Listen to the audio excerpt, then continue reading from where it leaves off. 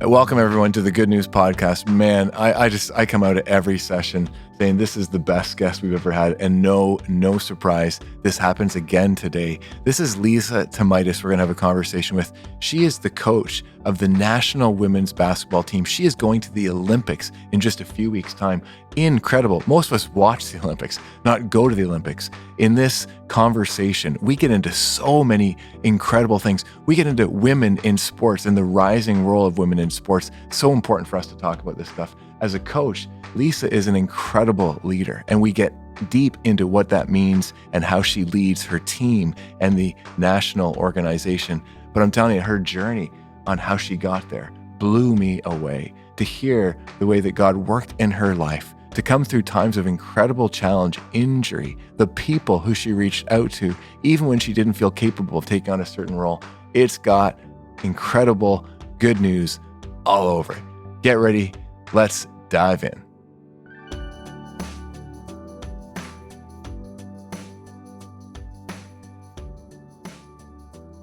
Well, welcome everybody to the Good News Podcast. So glad you could join us today. As you heard just a minute ago, this is an incredible individual who we're so privileged to have a conversation with. Lisa Thomaidis, who is the coach of the national women's basketball team, also the coach of the Saskatchewan Huskies and the women's program there. Lisa, thanks so much for joining us on the Good News Podcast today. I can't tell you how thrilled I am, how much I'm looking forward to this conversation. I think others are going to really enjoy it. Well, thanks, Jamie. Yeah, thanks for having me. This is my privilege for sure. Cool. So why don't we start? Would love to hear about how do you get where you are today? Like, what a journey to become the coach of the national women's basketball team. And I love the way you do. We're going to get into that, like how you coach and secrets around coaching, all this. But just a bit about your journey and even getting here, because we all find ourselves in places in life where we look back and how did I get here? How did this all happen? And I got to think it's quite a story for you to get where you are today. So yeah, I'd love to hear a bit about that just to start today. Yeah, I mean, when you look back, it really is wild. Like it's something that never in my wildest dreams did I think I would be in this position, looking back. But yeah, certainly started in Dundas, and probably in my time at Highland, and just being so fortunate to have gone through high school with an amazing group of peers, young women who were, really into sport and were competitive and great athletes and great people. And so we had this really cool group of friends that went through Highland and played every sport. And again, we're also coached by some amazing female role models. So I think that really planted the seed, that you can be in high performance sport as a woman. You can be a leader as a woman. And just that was never even in question or in doubt.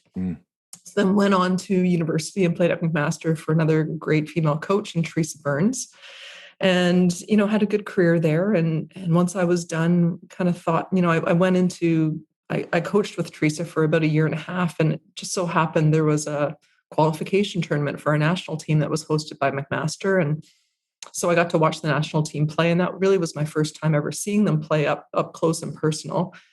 And, you're reading the bios and I heard about a couple of players that were playing in Greece. And that kind of piqued my interest because my dad being from Greece, I was like, oh, I wonder if there's any sort of connection that I could leverage there to maybe keep playing. So I've been continuing to play after university, and with, again, a bunch of women who had been professional athletes or now former national team players. So I decided to pursue that route. And it took me to playing basically 2 seasons in Greece.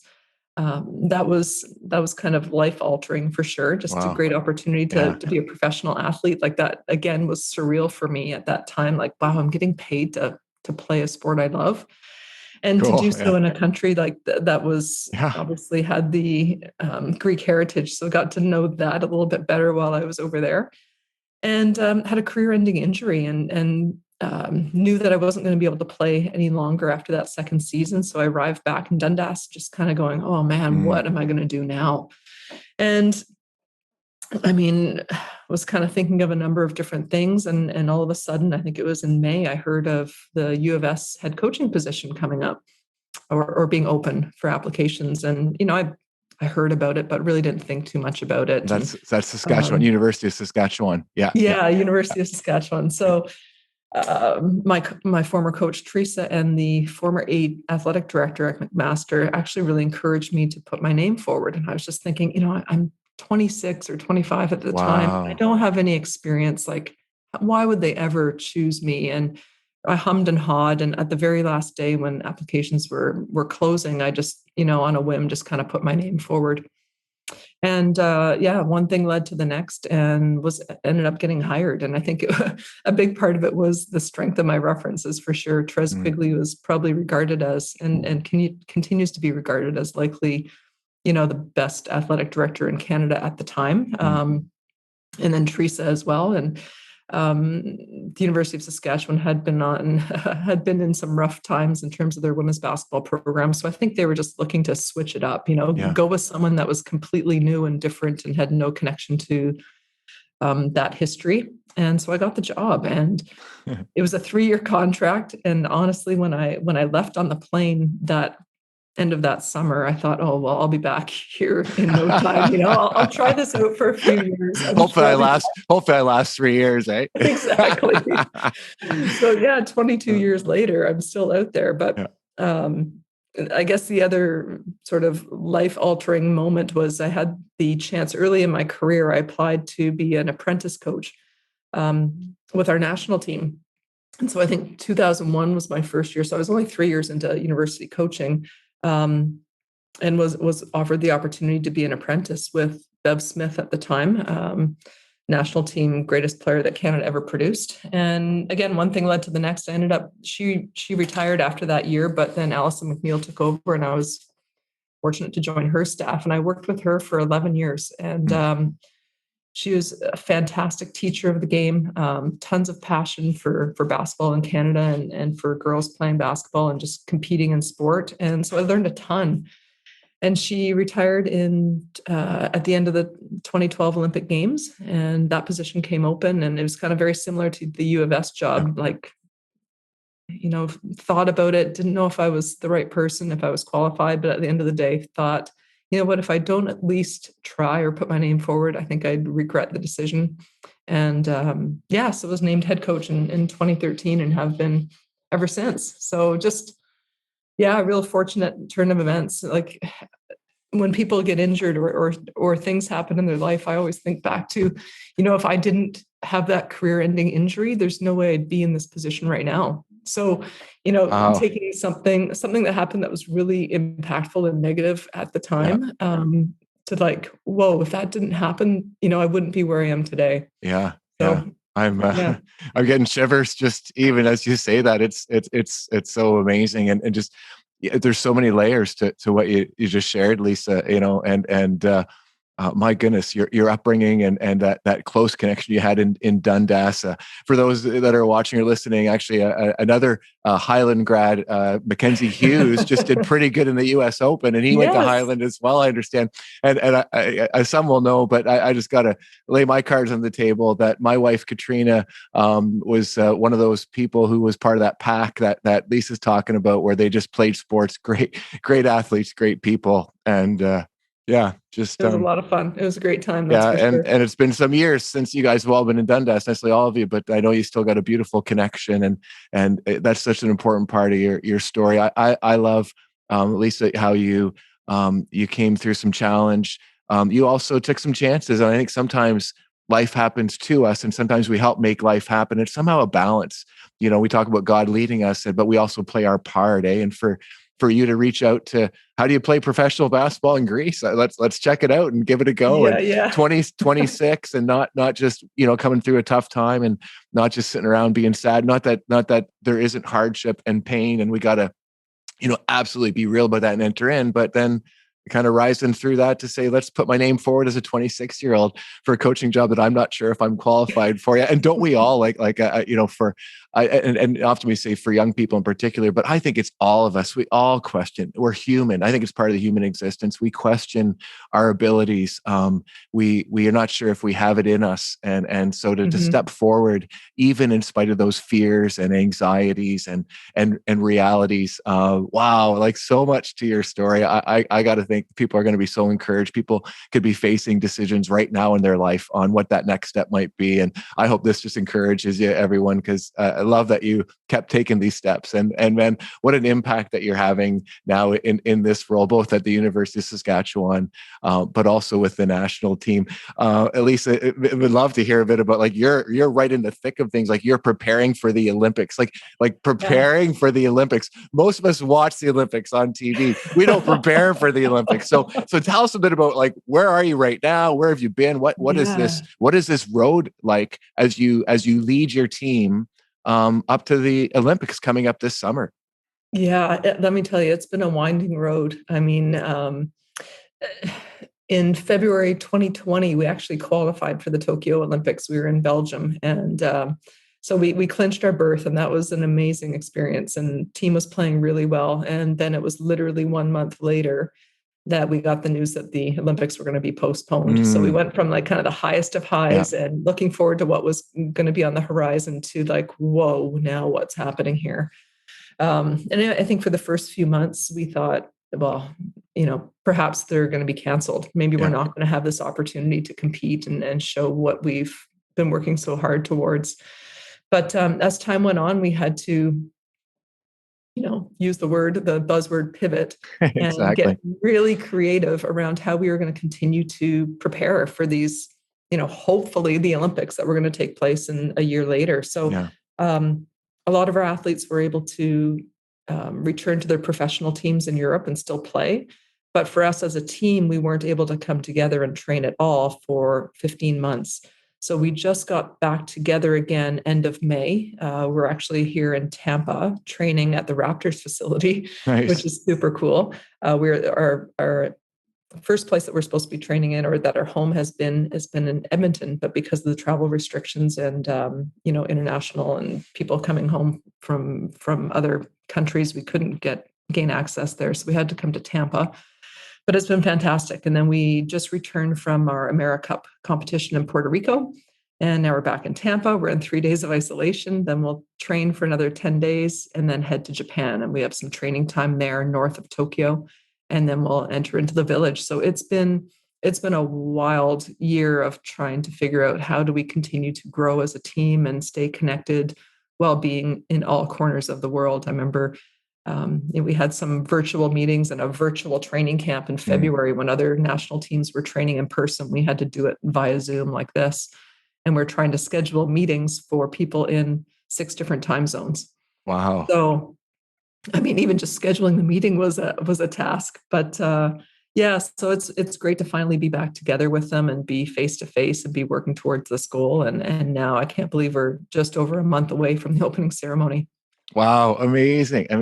And so how did things go in Puerto Rico? Because that was a big part of the preparations. And we were just chatting a bit before we started. It sounded like it was lots of elements happening, down in Puerto Rico as you bring the team together, as you play some competitive basketball, trying to get ready. So yeah, how did things go there? And then, like, who's traveling with you? Like, how many are there? And just some of the, most of us don't get a chance to, like, I hope, man, I think I don't have to say this. Watch our Canadian women's team and cheer them on this summer, please. I think, but most of us will do that, but we don't get a chance to hear what are the underpinnings of how you got here and the dynamics with the team. And I know we were talking earlier, just even with, like, people have families, they have life outside of the Olympics, as important as it is, and just trying to bring all of that together as the leader of this team. Yeah.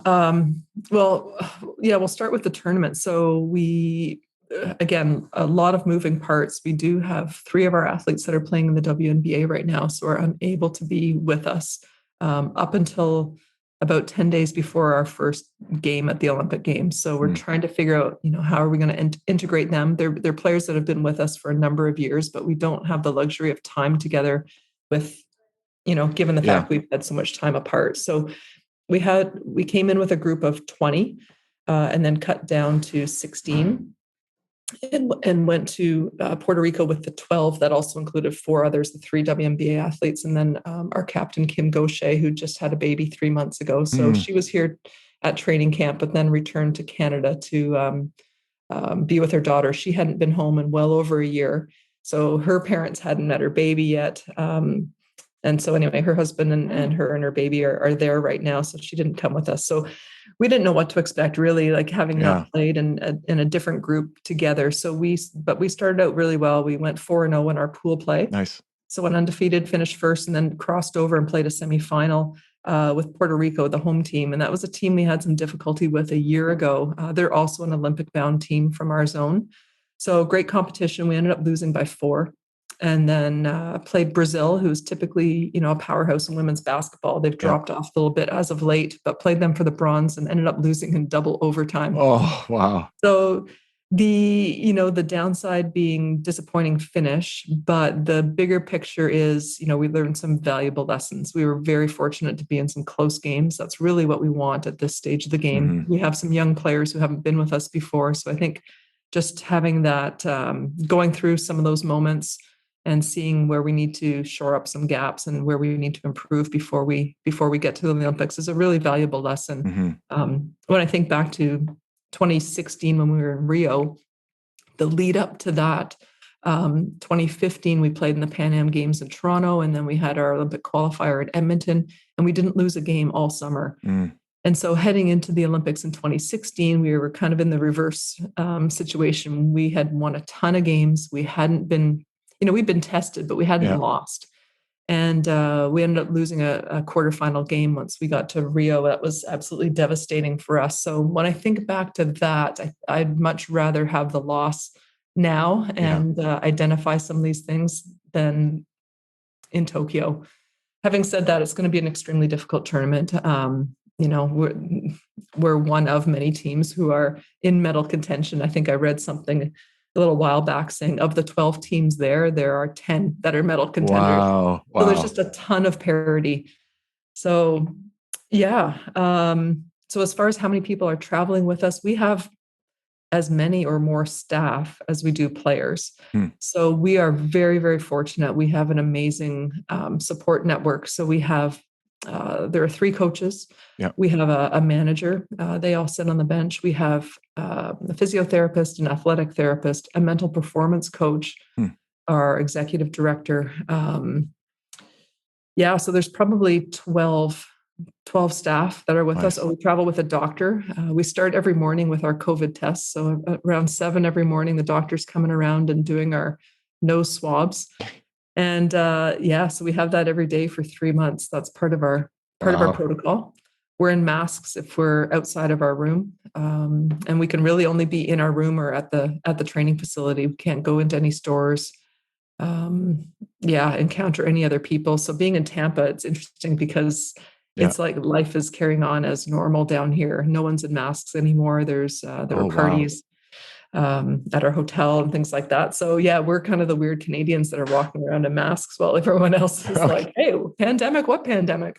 Oh, wow. Yeah. And that's right. In the midst of all of this, which would be stressful enough and complex enough, you got COVID happening too, to keep that before everybody and before the team and keep people disciplined. And man, you mentioned a mental, performance management. Love to hear about that role a little bit, because I the mental part of the game is so significant. No matter, in fact, not just the game, not just sport, but life. It's such a big part of. And coming through this pandemic, I think we've all recognized how serious mental health is, and how to do our very best to manage that, to work through that, to be healthy. So what kind of role does that person play on the team? And just love to hear a bit about that. Yeah, he's a really bright guy. Bryce Tully is his name, and I call him an environmentalist because he is all about manipulating our environment for the best learning to take place. So, for example, how we teach things, how we present things. The order of our practice, how much feedback do we give people, how do we deliver the feedback? We have technical meetings before we get on the practice court every single day. So a lot around, how do we ensure that information is being learned and being retained? So a lot around the learning environment, I'd say. But then also he will meet with athletes individually. He has appointments that are called thought labs. So they'll go in and they actually practice, some mental skills that are going to be important for high performance. So whether that be, maintaining focus, whether it's controlling emotion, whether it's, a calming of their emotions, whether it's activation. So a lot of different things along those lines. So it's really awesome to have him. He really brings a great perspective into the environment, and it has challenged me and helped me grow to be a better coach, I believe. Yeah. So so he has a lot of input, and he's embedded in our environment and part of everything we do. So yeah. yeah, That's cool. I was thinking about how that role would help the players. I hadn't actually thought about how it would help the coaches, but that just makes so much sense because we're all learning, we're all growing. We all have minds that can go in lots of different directions. And when we're leading, like even more important to be as best we can managing that on top of that. So can I ask Lisa, what are some things that he's helped you with, as far as you just mentioned, he's helped you grow a little bit in your coaching? What are some of the concrete things that he's helped you with? I think one of the biggest ones for me has been, as a coach, I'm all into error detection and correction. And so, in my early days, I think that's what helped me get our program to where it is that I'm very nitpicky and I'll recognize mistakes and I want to correct them right away.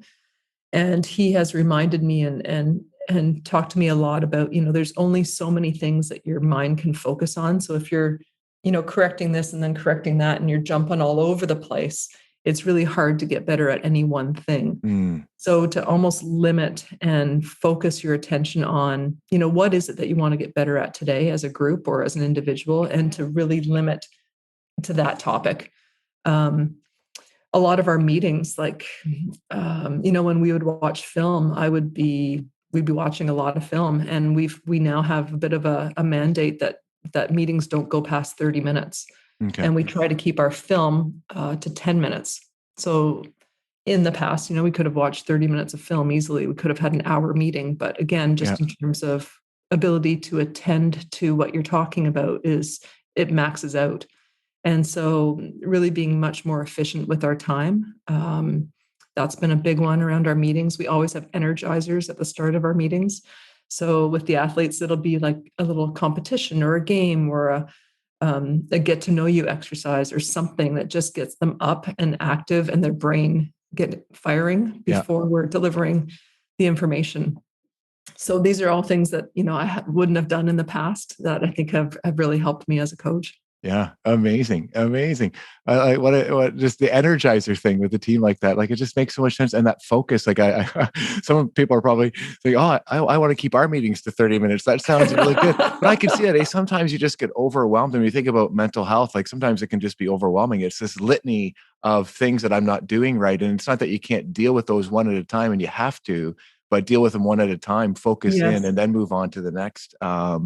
Wow. And you see so much, you've been around the game so long, you would have so much going on through your head, and that's good. But what I'm hearing is just spread it out a little bit and focus on one at a time for yourself, but also for the team.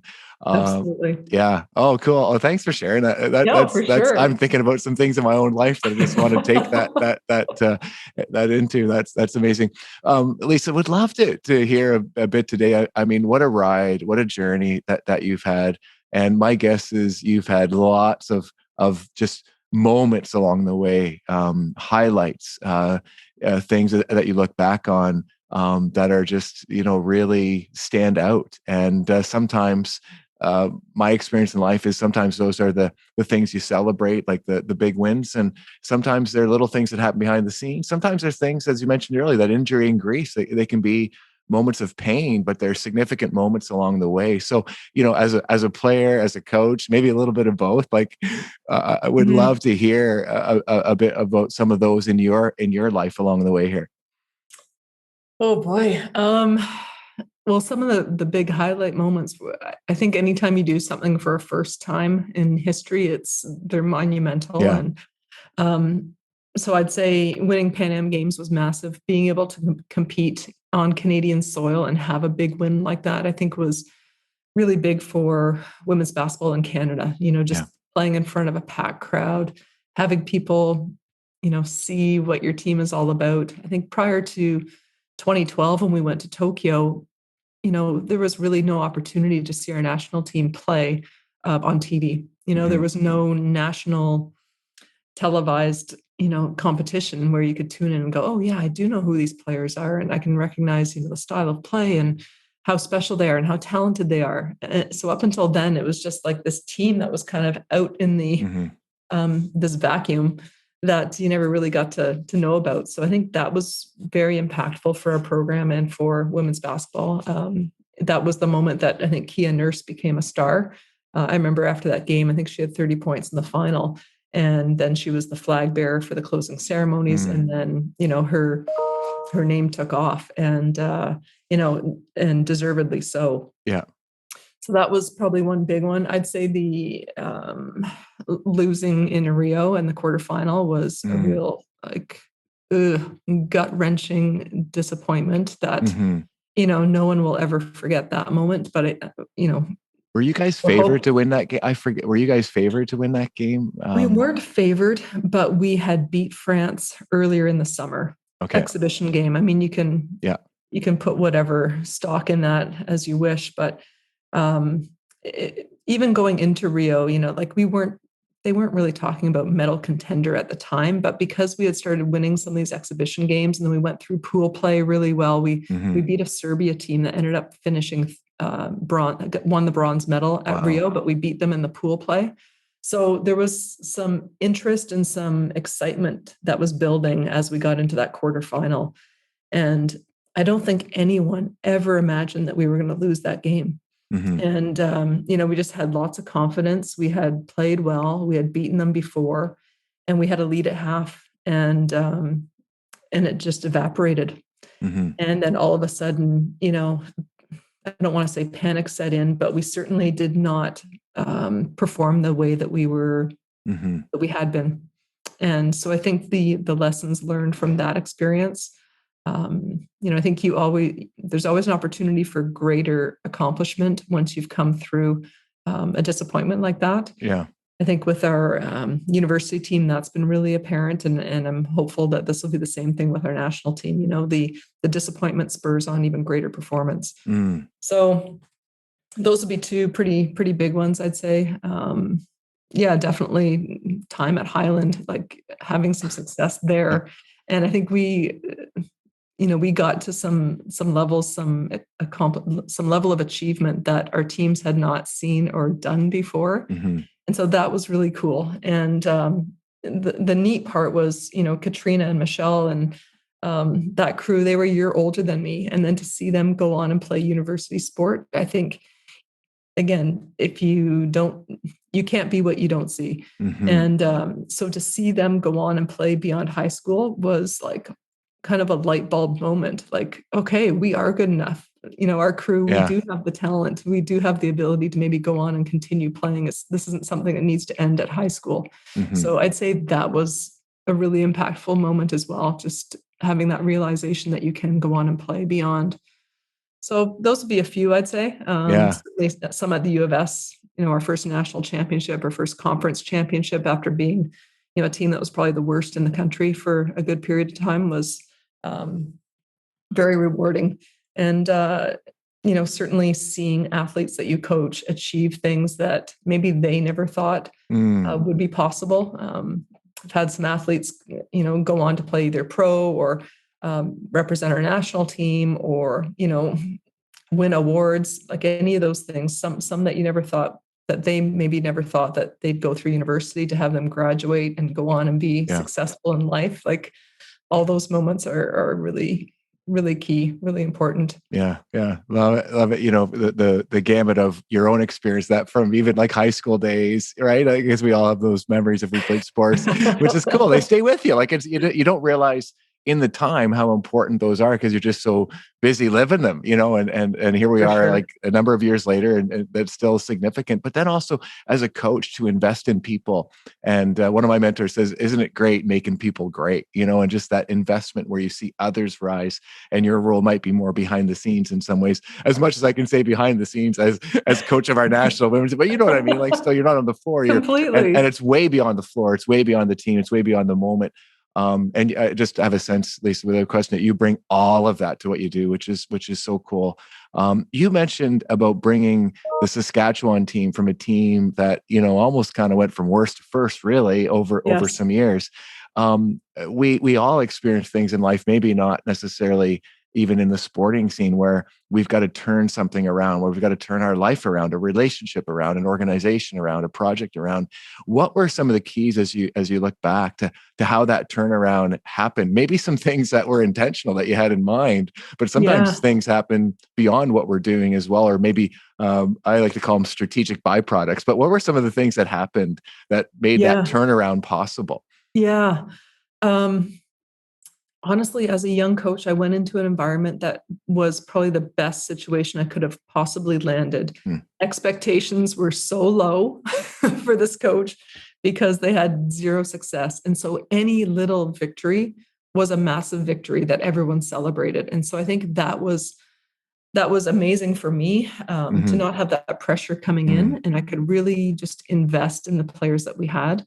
We had some amazing athletes and amazing people who really laid the groundwork at that point in time for our future success. They just completely bought in. They were so hungry for anyone to lead and to show them the way. And our approach was, I think it really resonated with the Saskatchewan mentality, which is, you work hard and you're humble. And we knew we weren't going to have the talent that a lot of the bigger schools and more successful schools would have, but we had to work harder than them. We had to try to close the gap. And then the other piece was we had to try to be smarter and figure out ways, like, if we're not going to be more physically talented, how can we mentally or tactically beat them in small ways. So I think we did a pretty good job of figuring out what are those one or two things that we can do that would give us the greatest reward. So that, I think, the foundation of the hard work, the humility, the being a student of the game, being striving to excel in every area of your life. So we really instilled a lot of things with our culture around how we behave, how we present. I think that was a solid framework. Yeah. And then we got lucky with a few people who came into our program, and it's just it sounds cliche, but what winning is contagious, right? Like, start winning and all of a sudden that's what's expected, and that's just what you do, and it's part of the culture. And then the other byproduct was we got tremendous support from alumni in the community and some generous donors who decided that they wanted to support our program. So again, it was like a little bit of the rich get richer, but that certainly didn't happen early on. It was a number of years of grinding it out, and then all of a sudden it was okay. We did this. This is amazing. Yeah. And honestly, after the first time that we won our conference, it was with a couple of very special athletes, and they were graduating. And I remember thinking, we have to win a national championship this year. If we're ever going to win one, this is going to be the year, because once these two graduate, we are going back to Nowheresville. And I couldn't have been more wrong. They graduated, we had a couple of years where we were still rebuilding, but then, 4 years later, we won another conference championship, went to nationals, finished second. And then and then it was just sort of a cascade effect. So yeah, it's so interesting how you can still kind of bounce back and other people step up. And because of the groundwork that's laid, that really is what kind of sows the seeds. Yeah. Yeah. And when you say there was a number of years of grinding it out, right, which is so true, right? And I think it's it's one thing to hear the story now, right? And when you look back, I don't know, somehow I think sometimes lose the pain, which maybe is a good thing, but I bet there were some challenging days. And so what were like how long of a period was it, like Mm, moving the team from really basement to the top in the country? yeah. And what were some of the specific challenges along the way as you think back? And how did you, again, you're a very unique role in that you're leading the team through that. Probably had some of your own struggles, Oh right? yeah. On, yeah, yeah. But okay, gotta overcome that and bring everybody else with me. Yeah. How Yes. did that all play out? Yeah. So it was 7 years between when I started and when we won our first conference championship. Wow. Okay. So it was not overnight. We Exactly. certainly made some strides. After about 3 years, we started getting significantly better. But there were a number of years between, like, say, year 3 and year 6, where it's like, okay, why can't we get over the hump here? And am I good enough? Am Hmm. I able to get this done with this group? Do I just maybe not have what it takes to get there? So a lot of, questioning there. Yeah, losing sucks. And we did a Hmm. lot of it early on. And even to this day, now, maybe we lose 3, 4 games in a year. But even if we lose a game, I'm like right back to like PTSD of, oh my gosh, like, I don't know if we're going to be good enough. Are we going to be able to do this next year? This team's getting this recruit. Yeah. This team's getting, like, I Yeah. immediately Wow. I hate losing more than I like winning now. Okay. Just Yeah. winning almost becomes like that's just the natural state, and losing is like this deep depth of despair. Yeah. Yeah. Yeah. Whereas in the past, when we were starting up, it was just almost the reverse. It was the losing is the expectation almost, and the winning was this like massive celebration. Yeah. Yeah. So for me, I think it's even now trying to balance and still celebrate the victories, and Mm. not be so take it for granted kind of thing. I have to really watch myself there to still be very positive and not be this, negative figure that's always thinking, looking at, what we're not doing well. So that was certainly part of it. Um, yeah. And so how do we get there? It was, uh, I guess, like failing and then figuring out Yeah. from your failures. Yeah. Yeah. Really, like, nothing other than that, to be honest. Yeah. Yeah, Yeah. seeking help. I had great mentorship because at that time I was working with our national team, so learned a lot as an assistant coach. It really was a great gig at the time Mm. as a young coach, being able to be exposed to the highest level of our sport and from a great teacher of the game, and bringing those lessons back to our university team. So there's lots of learning and persevering and staying the course. Yeah. Good for you. But even to think about that being like a 7 year ride, it's not a year, it's not 2 years. And, like I'm hearing some of the things you said earlier, just I can imagine the need to repeat those things to yourself, to the team. Like, we're going to work hard. We're going to be humble. We're going to work hard. We're going to keep doing that. We do that, we'll get there, and Yes. wow, wow.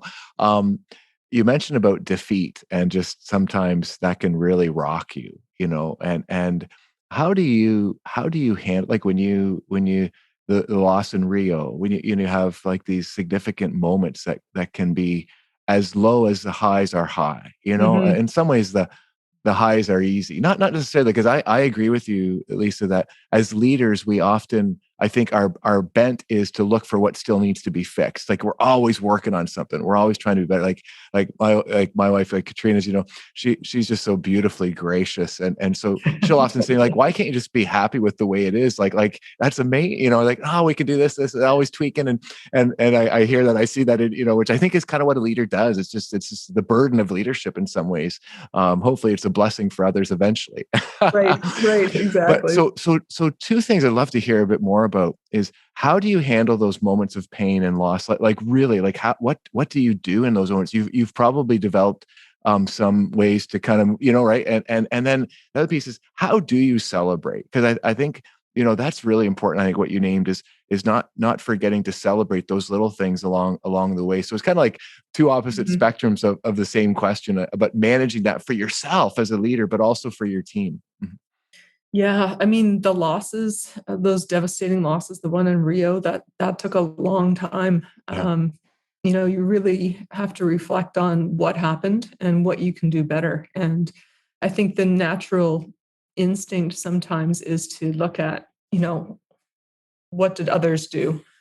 And, sometimes blame or shift the responsibility. But at the end of the day, you really have to look at yourself in the mirror and figure out, hey, how can I be better next time? What can we learn from this? How can we turn it into a positive? How can we turn it into motivation for, greater things to come? So I think that would be the big one. The celebration, I think you have to show that emotion. You have to let your people that you're leading know that you're pleased and you're happy, and it's a big deal. And not just gloss over it. That's a tough one for sure. Yeah. That intentionality of taking time to celebrate. I know. Yes. I'm certainly working on that in my own life and leadership. And I just can't not say, Lisa, like as someone who, loves you deeply and have been so inspired by what you're doing.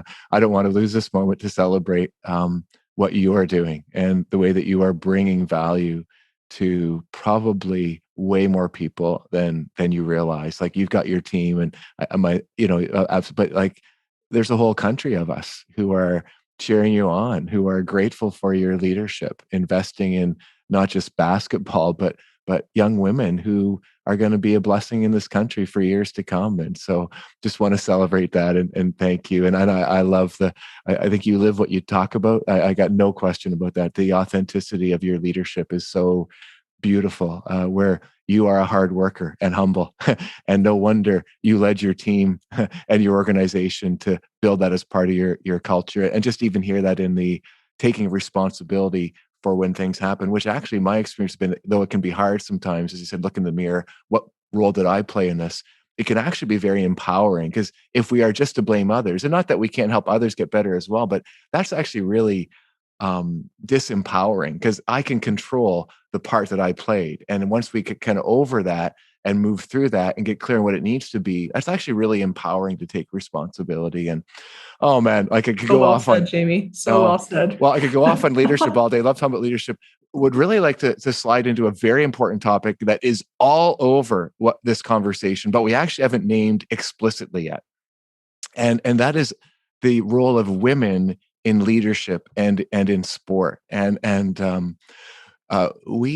We want to be creating a culture, a community, a society that is inclusive, that has equality. And one of our core values at the church here is to be radically inclusive and just see gender equality as a huge part in that. And my sense is we've come a long way, which is good, praise God, but we've still got a long way to go, And so specifically around your role as a very significant leader, as a female, and just some of your experiences around that, how you're seeing women's sports also rise, and what we can do to really work at that together. I know in our house, like, we were watching the March Madness college basketball in the US this year. Honestly, we enjoyed the women's games as much as the men's games, and we just hadn't watched it enough before. But it was fantastic. Like, we were loving it. And we're watching golf in our house a lot these days because our guys are just getting into golf. And like, to see Brooke Henderson, like watching the women's golf is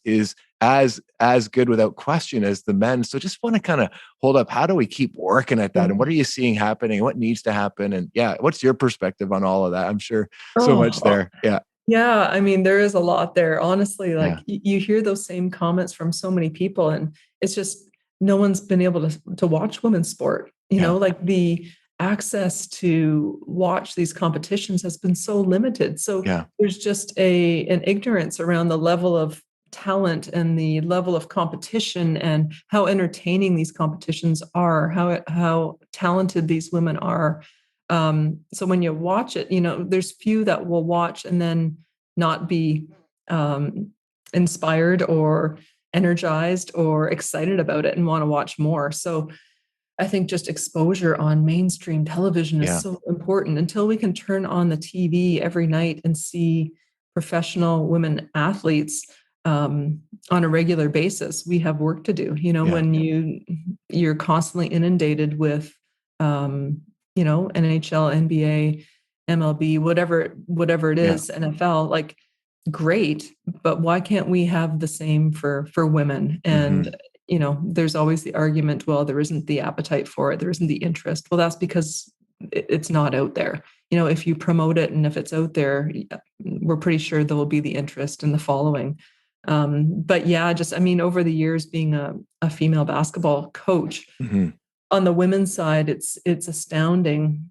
There's still very few women leading national team programs. And when I worked with Allison, so it was Allison, myself, and Allison's husband, Mike, the three of us would be on the bench.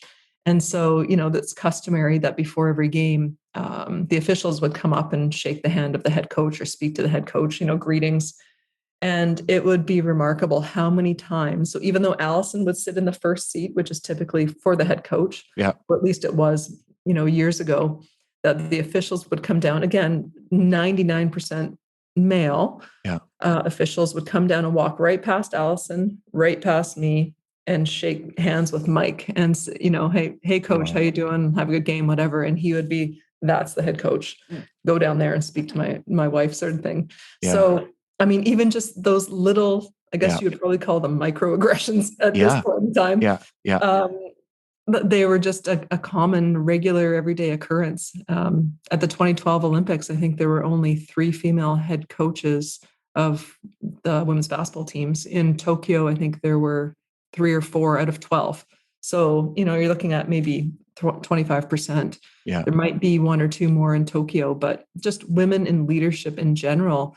I feel like we're making some good strides now in the past few years. Like there's just more talk of it. There's more intentional,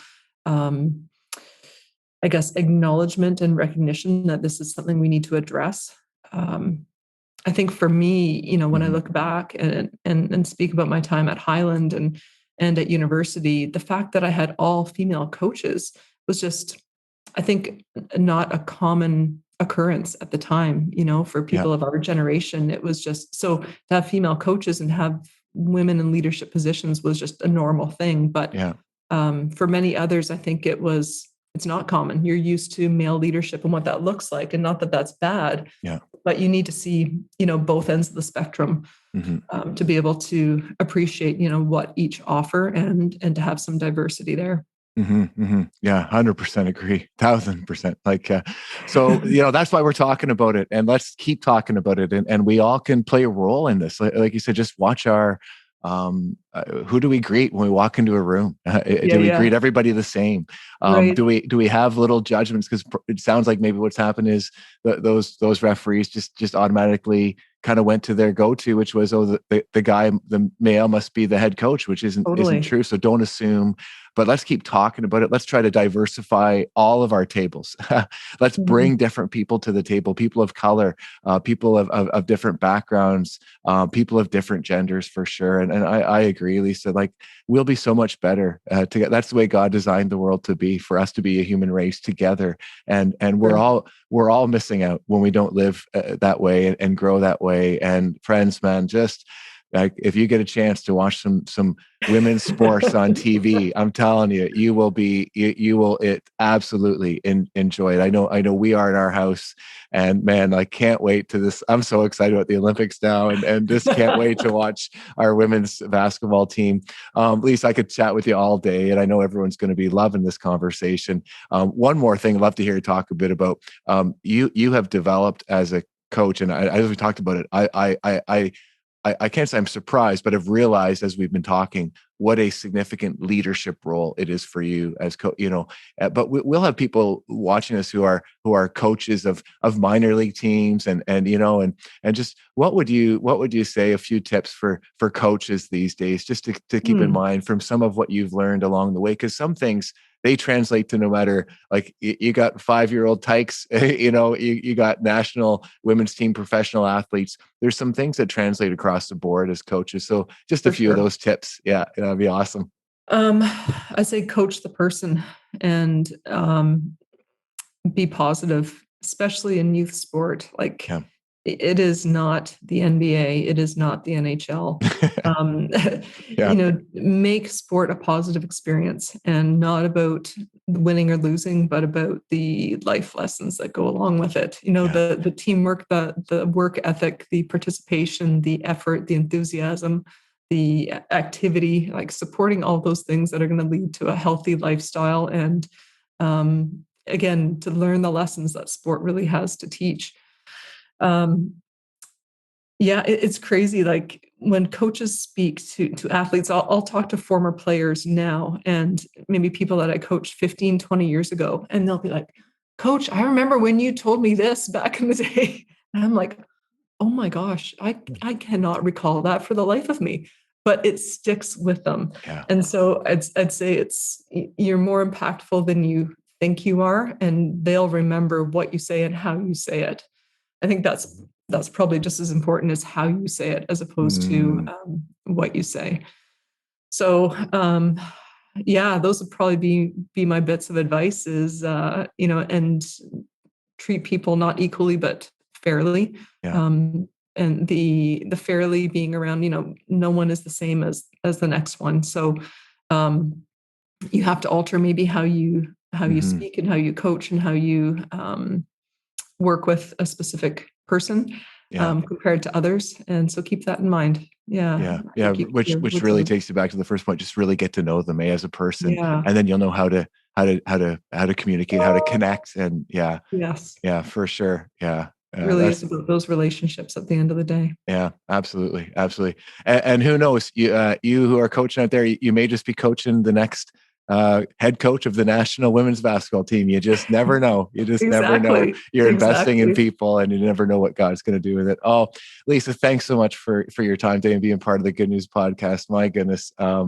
Just overwhelmed by this conversation. So inspired and encouraged. And it's a big time coming up for you and for the team. And so would love to pray for you and the team as we close here. Thank you. For whatever the future holds over the next few weeks, but just that there's a whole bunch of us across the country and beyond cheering you on and praying for you. You're the best, Jamie. Thank you. Love chatting with you. Like, your energy is just infectious. You can tell you're an amazing leader. Oh, thanks, Lisa. Yeah, thanks so much. Well, let's pray. Yeah, to close here. Yeah. Oh, loving and gracious God, thanks for all that we were able to converse about here, and the life that you have blessed us with, the leadership that you continue to give us the opportunity to live into. Thank you for Lisa, for your work in and throughout her life. Incredible story on how you have led her to where she is today as they head into another Olympics here this summer.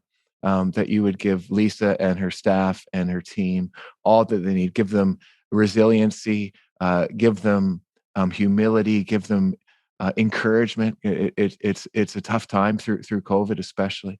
We pray for each and every player. They've got a life as well as a basketball career. So we pray for your blessing on both of those elements of their lives, and for this team to enjoy the ride, to enjoy this experience as they look back years to come and have so many memories. And we know they're going to do well, but we're behind them, and we know you're with them every step of the way, whatever happens. So we just entrust all of them to you. Thank you again for this time and for your presence in the midst of it all. In Jesus' name we pray.